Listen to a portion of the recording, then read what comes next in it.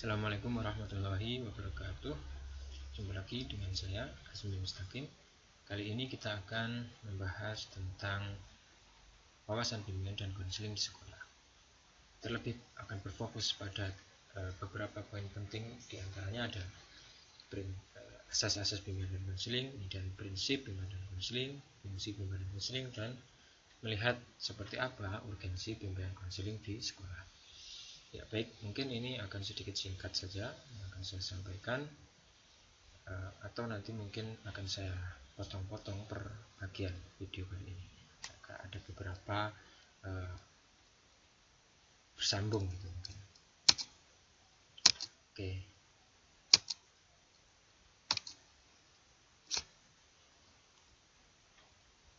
Ya, ini yang akan kita pelajari. Ada asas-asas bimbingan konseling, kemudian ada prinsip, kemudian ada fungsi, kemudian ada urgensi bimbingan dan konseling. Nah, baik, yang pertama, sebelum kita memahami tentang asas, melihat tentang asas-asas apa saja yang ada di dalam bimbingan dan konseling, perlu kita ketahui terlebih dahulu yang dimaksud asas itu seperti apa gitu. Karena banyak sekali yang menyebut bahwa asas dan prinsip itu hampir mirip. Kira-kira seperti ini ya. Asas itu adalah pijakan atau dasarnya pondasi. Asas itu kalau kita maknai sebagai dasarnya pondasi.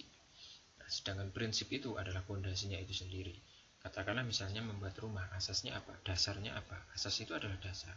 Dasarnya adalah tanah yang dibuat untuk menancapkan pondasi, dibuat untuk menancapkan prinsip. Jadi asas itu adalah landasan atau pijakan yang paling bawah dari suatu. Ya, prinsip itu yang menopang, itu pondasinya yang menopang sebuah bangunan. Kalau kita ibaratkan bangunan, kalau kita ibaratkan rumah, asas itu adalah tanahnya, ya.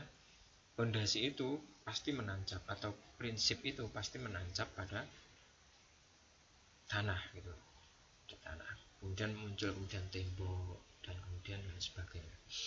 Oke, selanjutnya kita akan ketahui dulu asas yang pertama adalah asas kerahasiaan. Apa sih yang disebut sebagai asas kerahasiaan? Yang dimaksud asas kerahasiaan adalah segala sesuatu yang dibicarakan antara konselor dengan konseli tidak boleh disampaikan kepada orang lain. Ini adalah suatu privasi, obrolan privasi yang hanya diketahui oleh konselor dan konseli.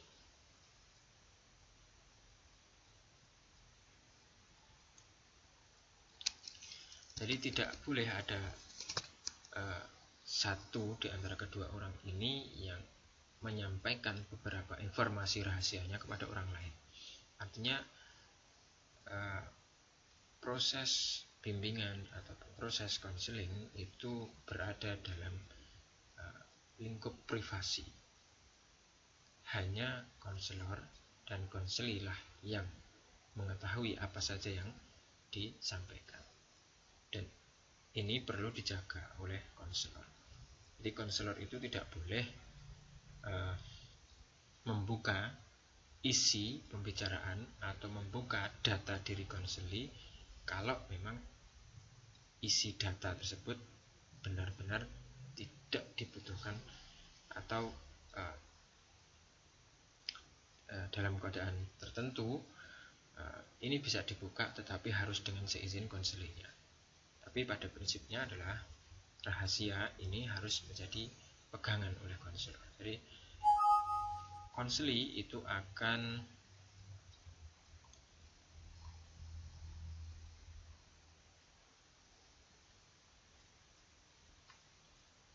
merasa nyaman, ya, akan merasa nyaman ketika orang yang diajak bicara itu mereka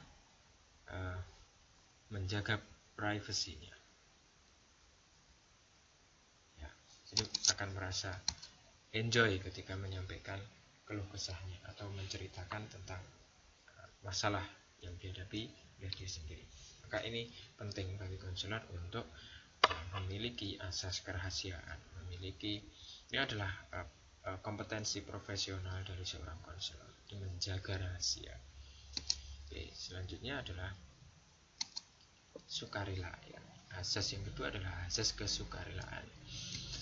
Maksudnya seperti apa? Nah, antara kedua orang ini, konselor dan konseli, dalam proses layanan bimbingan dan konseling itu harus berdasarkan pada asas sukarela, bukan merupakan suatu paksaan.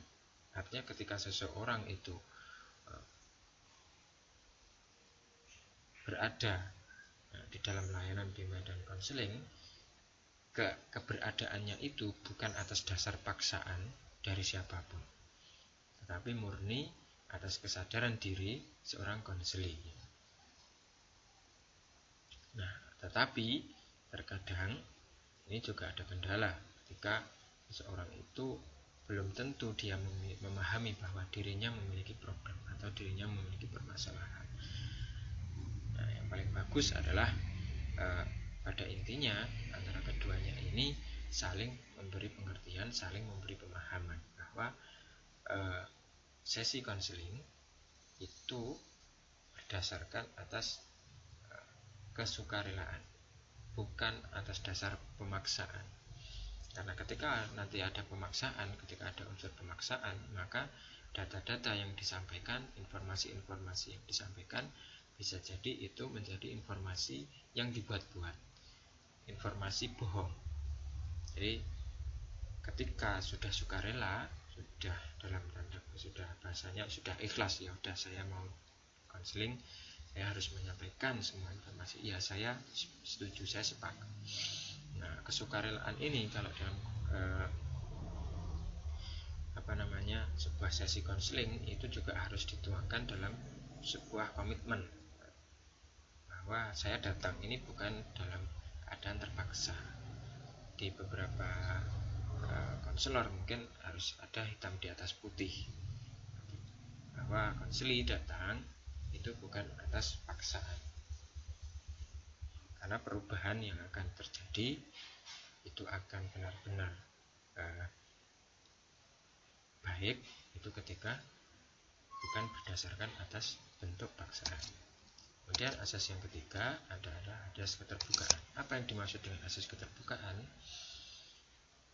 Bersifat terbuka tanpa pura-pura dalam memberikan dan menerima informasi. Artinya antara keduanya itu memiliki keterbukaan, menjadi pribadi yang tidak tertutup dalam memberi dan menerima informasi. Ketika menceritakan problem, ya harus menceritakan pure, murni, alami, tanpa dibuat-buat, tanpa berpura-pura. Pun demikian ketika memberikan informasi atau memberikan ketersediaan dirinya untuk membantu, ini ya harus berdasarkan atas sikap yang terbuka. Benar-benar saya ingin membantu. Ketika ada sifat keterbukaan ini, maka yang terjadi adalah proses bimbingan dan konseling itu akan berjalan dengan baik. Jadi terbuka ini maksudnya adalah terbuka dalam memberikan informasi, informasinya objektif, ya misalkan konselor akan memberikan informasi tentang apa yang harus dilakukan oleh konseli, ya informasinya adalah harus objektif, jangan kemudian memberikan informasi yang subjektif dari perspektifnya konselor saja, tidak menghargai, tidak menghormati apa yang diingin oleh konseli. Pun demikian ketika menyampaikan informasi, konseli tidak boleh berbohong. Ketika berbohong dan dilakukan sebuah tindakan pemberian tugas, ketika konseli itu berbohong, maka konsekuensi, maka sudah jelas bahwa tugas itu tidak akan diterima dengan sukarela. Ini. Kemudian selanjutnya ya ini, fungsi terbuka mau menceritakan ideologi apa masalah, mau menerima informasi, saran dan masukan. Dan keaktifan, asas keaktifan antara konselor dan konseli ini bersifat aktif dalam proses layanan bimbingan dan konseling. Maksudnya aktif itu antara keduanya itu berdasarkan, karena tadi sudah berdasarkan sukarela, berdasarkan kesadaran, maka antara keduanya saling memberikan respon, saling memberikan tanggapan. dan dia tidak tertutup. Artinya dia terbuka. Artinya disitulah bukti bahwa konselor dan konseling ini aktif terlibat dalam layanan. Karena perubahan itu tidak mungkin terjadi jika hanya satu pihak saja yang berperan aktif, atau konselor saja yang berperan aktif, sedangkan konselornya tertutup, terus diam, tidak ingin seakan-akan tidak punya keinginan untuk berubah, tidak punya kerentek untuk mau berubah, keluar dari masalahnya. Nah, aktif itu bisa diartikan juga ketika konselor itu memberikan semacam tugas yang harus diselesaikan oleh konseli, maka konseli juga harus melakukan tugas-tugas yang telah diberikan itu tadi. Nah, ketika konseli hanya diam saja, pasif, maka jelas perubahan itu tidak akan dapat terjadi dan proses bimbingan dan konseling itu juga tidak akan berjalan dengan efektif. Nah, perubahan itu hanya akan terjadi ketika konseling itu aktif. Artinya bimbingan dan konseling ini tidak melulu berbicara tentang kemampuan konselor, tetapi juga kita harus melihat bagaimana kemudian konseling itu terlibat dalam layanan bimbingan dan konseling. Artinya terlibat itu benar-benar dia hadir, benar-benar dia memiliki keinginan kuat dan mau melakukan apa yang harus dia lakukan untuk menuju pada perubahan dirinya yang lebih baik. Nah, selanjutnya ada asas kemandirian. Nah, tujuan dari layanan bimbingan konseling itu adalah agar siswa atau konselor itu memiliki sikap yang mandiri. Dia hilang tergantungan terhadap orang lain. Tujuan bimbingan itu kan supaya optimalisasi diri, supaya menjadi pribadi yang berkembang. Tujuannya tidak lain adalah memandirikan. Artinya seseorang yang dibantu ini harus bisa menyelesaikan problemnya secara mandiri, meskipun dalam proses kemandiriannya itu mendapatkan bantuan dari orang lain. Tetapi ke depan setelah dibantu, maka seseorang ini tidak mudah tergantung dengan orang lain gitu. Dia akan mandiri. Kemudian ciri-cirinya individu yang mandiri itu dia mampu mengenal dirinya sendiri, mengenal lingkungannya. Dia memahami dirinya sendiri, dia bisa mengerti lingkungan sekitarnya. Kemudian dia menerima diri sendiri secara positif, menerima lingkungan secara positif dan dinamis. Artinya menerima dirinya apa adanya. Dia tidak menyesal dengan dirinya sendiri. Dia tidak menjadi orang yang tidak terimaan. Artinya dia selalu merasa dirinya cukup. Dia selalu merasa enjoy dengan dirinya. Dia bisa menerima kelebihan. Dia bisa menerima kekurangan dari dirinya. Dia bisa mengerti, membaca lingkungan secara positif. Dia juga bisa menerima, tidak sering menyalahkan lingkungan, tidak sering menyalahkan orang lain. Ketika terjadi kegagalan, dia tidak saling menyalahkan A, B, C, dan lain sebagainya. Tetapi dia selalu mengevaluasi dirinya. Kenapa saya misalnya gagal? Kenapa ini belum berhasil? Apa yang harus saya lakukan? Tetapi tidak menyalahkan lingkungan. Artinya itu membaca lingkungan secara positif. Kemudian dia mampu mengambil keputusan untuk dirinya sendiri. Dia ketika mengambil suatu keputusan, dia tidak benar-benar tergantung kepada orang lain. Orang lain hanya menjadi pertimbangan, tidak menyuruh orang lain untuk memilihkan bagi dirinya. Tetapi dia mendapatkan masukan-masukan, saran-saran, pertimbangan-pertimbangan dari orang lain. Kemudian pada akhirnya dia memiliki keyakinan diri. Kemudian dia memutuskan, oh ini jalan yang terbaik. Nah, konselor itu memberikan saran, memberikan informasi, memberikan dampingan, tetapi pengambilan keputusan, decision makernya adalah konselor sendiri. Kemudian mengarahkan diri sendiri sesuai keputusan. Dia mampu menjalankan konsekuensi atas pilihan yang telah dia pilih itu tadi, sehingga mewujudkan diri secara optimal sesuai potensi, bakat, dan kuat. Pada akhirnya apapun yang dia lakukan, dia akan merasa bahagia, fine gitu. Karena apa? Dia mandiri, tidak diatur, tidak diarahkan, tidak intervensi oleh orang lain. Dia keluar dari intervensi apapun itu, menjadi pribadi yang merdeka. Nah, kemudian asas selanjutnya adalah asas kekinian. Nah, konselor itu menyelesaikan masalah itu di sini dan sekarang. Artinya apa? ketika terjadi problem, maka segera konselor harus menyelesaikan masalah itu sesegera mungkin, di sini dan sekarang. Supaya apa? Ketika terjadi problem, seseorang itu tidak tambah berat. Artinya jangan menunda-nunda gitu.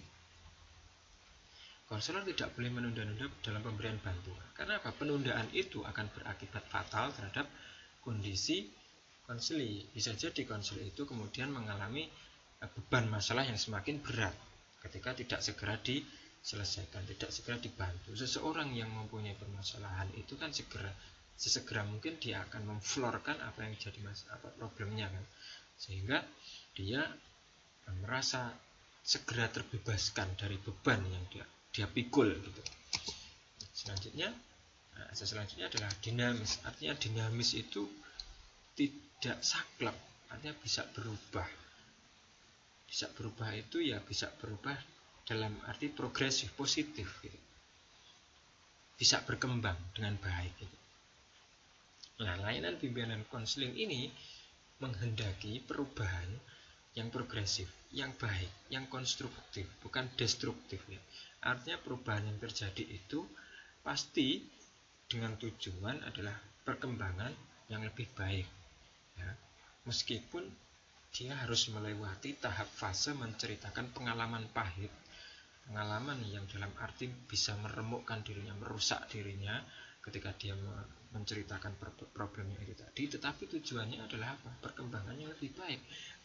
Seperti halnya minum obat, meskipun pahit, rasanya pahit sekali, tetapi tujuannya adalah kesembuhan. Nah, inilah dinamisan. Artinya bimbingan dan konseling itu menghendaki perubahan konseli pada perkembangan yang lebih baik. Dan selanjutnya adalah asas keterpaduan. Artinya dalam bimbingan dan konseling, konselor itu tidak serta-merta hanya menggunakan frame dirinya sendiri.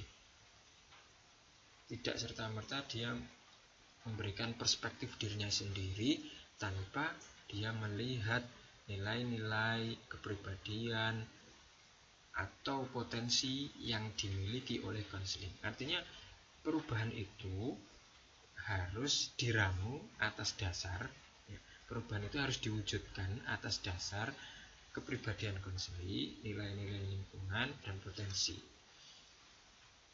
Jadi bantuan yang diberikan oleh konselor itu harus memadukan aspek kepribadian dari konseli, nilai-nilai yang dipandang di lingkungannya. Jadi proses bimbingan dan konseling itu pertama adalah menggali nilai-nilai yang dimiliki oleh konseli, kemudian menggali nilai-nilai yang dimiliki oleh lingkungan atau keluarga dan lain sebagainya, atau menggali potensi-potensi. Nah, ini jadikan sebagai bahan yang dipadukan untuk membantu menyelesaikan problem yang dihadapi oleh konseli, bukan dengan perspektifnya konselor. Misalnya konselor ketika menganggap siswa yang seperti ini, dia harus manut dengan apa yang harus manut dengan apa pendapatnya konselor. Tapi tidak, kita harus menelisik lebih jauh seperti apa sih sebenarnya nilai-nilai yang dikandung oleh konseli ini. Bagaimana di dalam keluarga, nilai-nilai apa saja sih yang diajarkan di dalam keluarga. Sehingga ini menjadi bahan pertimbangan, bahan refleksi konselor ketika akan membantu seseorang. Ini ada asas keterpaduan. Kemudian selanjutnya adalah asas keharmonisan atau kenormatifan. Yang dimaksud sebagai keharmonisan atau kenormatifan adalah proses konseling itu tidak boleh bertentangan dengan norma-norma yang berlaku, norma lingkungan, adat istiadat, norma agama, nilai-nilai kebaikan. Membantu seseorang itu tidak boleh dengan cara yang itu juga tidak menyelesaikan masalah, tetapi malah menambah masalah dengan melanggar norma-norma.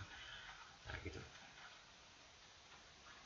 Kadang kita perlu jalan pintas, tetapi jalan pintas itu tidak boleh bertentangan dengan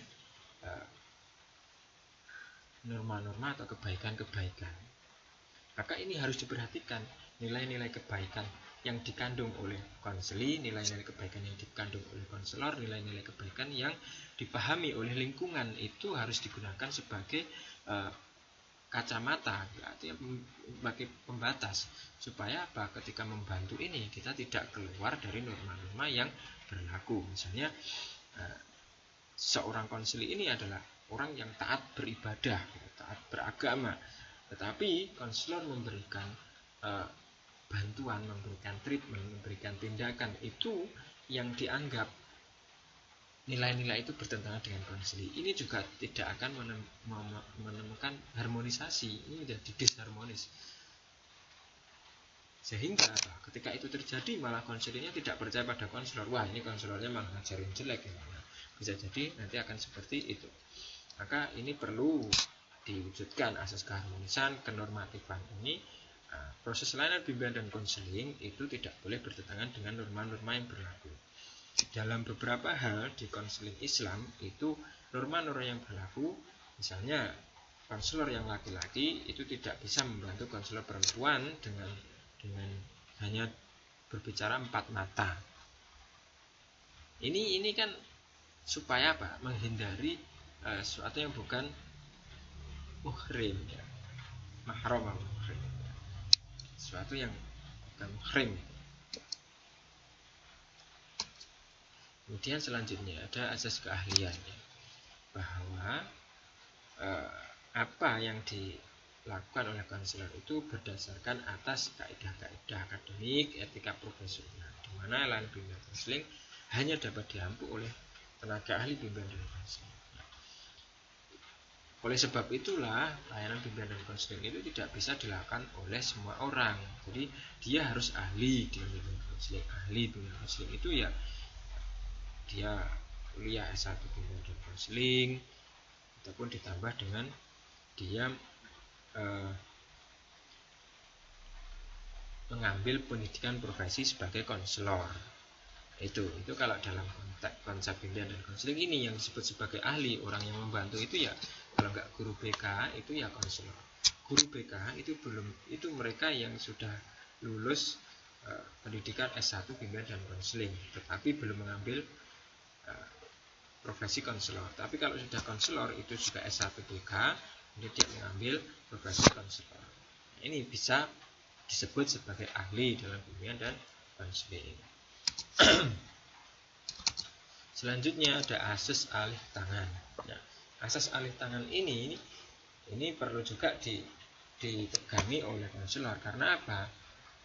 Kadangkala seseorang itu tidak mampu menyelesaikan problem. Konselor itu juga manusia, itu perlu disadari. Kadangkala mereka tidak mampu menyelesaikan problem-problem berat misalnya. Maka dia harus melimpahkan kasusnya itu kepada individu atau ahli yang lebih tinggi dari dirinya, yang lebih dianggap menguasai itu. Jadi boleh misalnya ketika ada proses konseling itu di salah satu tahap itu seorang konselor menganggap permasalahan ini tidak bisa saya selesaikan, maka saya harus melimpahkan permasalahan ini kepada orang yang dipandang oleh konselor itu mampu menyelesaikannya atas dasar persetujuan konseli juga. Konseli disarankan untuk berpindah penanganan, yang menangani dipindah. Dalam transisi penanganan ini, alih tangan ini, konselor perlu juga memberikan informasi mengenai data-data awal konseli itu kepada orang yang diberikan itu tadi pelimpahannya itu tadi. Misalnya konselor A melimpahkan permasalahan itu kepada konseli B, maka data-data dari konseli A, konselor A kepada konseli A ini tadi harus disampaikan kepada konselor B, ya, dengan persetujuan oleh konseli. Supaya apa? Nanti konselor B ini hanya tinggal melanjutkan dan dia sudah mendapatkan rekomendasi apa yang menjadi problem besar yang harus segera diselesaikan, daripada konselor B ini kemudian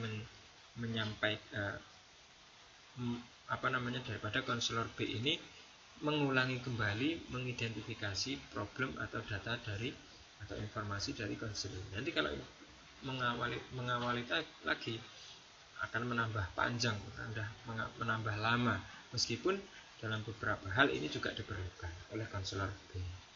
Itu ya. Jadi konselor itu ketika melakukan alih tangan kasus itu ketika dia tidak bisa menyadari bahwa dia tidak bisa menyelesaikan problem yang dihadapi oleh konseling. Ini wajar karena manusiawi. Kemudian ada asas tuturi handayani, karena ini berada dalam konteks pendidikan, maka asas tuturi handayani ini maksudnya adalah setiap guru BK atau konselor atau pendidik itu harus mampu memfasilitasi peserta didik untuk mencapai perkembangan yang optimal. Tuturi handayani ini kan diadopsi dari konsep pendidikannya Ki Hajar Dewantara.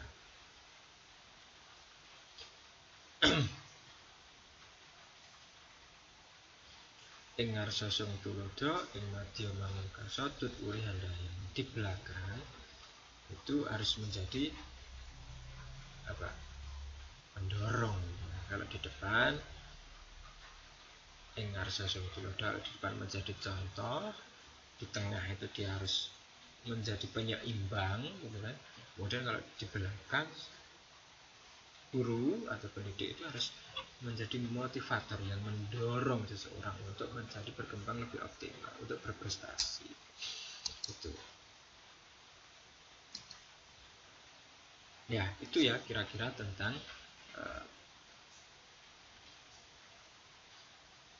asas-asas dalam bimbingan dan konseling. Nah, selanjutnya tentang prinsip-prinsip bimbingan dan konseling itu akan kita sambung pada video selanjutnya. Baik, terima kasih. Sekian.